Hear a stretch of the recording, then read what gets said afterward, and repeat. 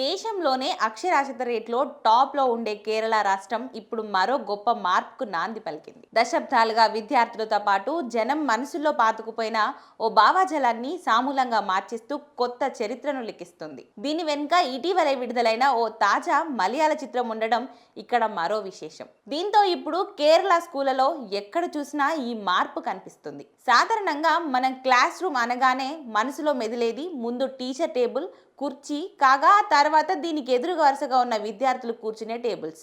ఇక దీనివల్ల ముందు వరుసలో కూర్చునే విద్యార్థులకు టీచర్ చెప్పే పాఠాలు పూర్తిగా అర్థమయ్యే పరిస్థితి ఉంటుంది.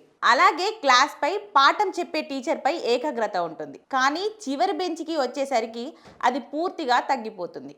దీనికి కారణం టీచర్కు దూరంగా కనిపించకుండా ఉండేసరికి ఏమీ కాదులే అని ఓ భావన.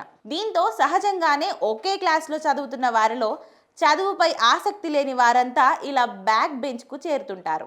దీనికి కౌంటర్గా క్లాస్ రూమ్లో ఉండే టేబుల్స్లో చిన్న మార్పు చేయడం ద్వారా అదే క్లాస్లో ఉన్న అందరూ విద్యార్థుల్లోనూ ఒకే రకంగా చదువుపై ఆసక్తి, ఏకాగ్రత ఉంటుందని చెబుతూ మలయాళంలో తాజాగా బ్యాక్ బెంచెస్ అనే సినిమా వచ్చింది.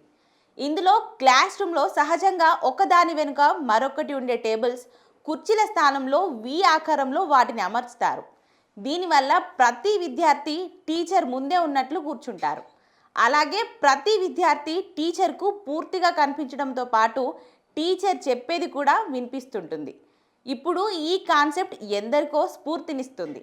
ఇక ఈ బ్యాక్ బెంచర్ సినిమా ఇచ్చిన ప్రేరణతో ఇప్పుడు కేరళలోని చాలా స్కూల్స్ దీన్నే ఫాలో కావాలని నిర్ణయాలు తీసుకుంటున్నాయి. దీంతో క్రమంగా కేరళ స్కూళ్లలో వేగంగా మార్పు కనిపిస్తుంది. ఇక కేరళలోని పలు పాఠశాలల్లో ఇలా వి ఆకారంలో టేబుల్స్ వేసి విద్యార్థులను కూర్చోబెడుతున్నారు. దీంతో వారు కూడా ఈ కొత్త సీటింగ్ లేఅవుట్పై ఆసక్తి చూపుతున్నారు.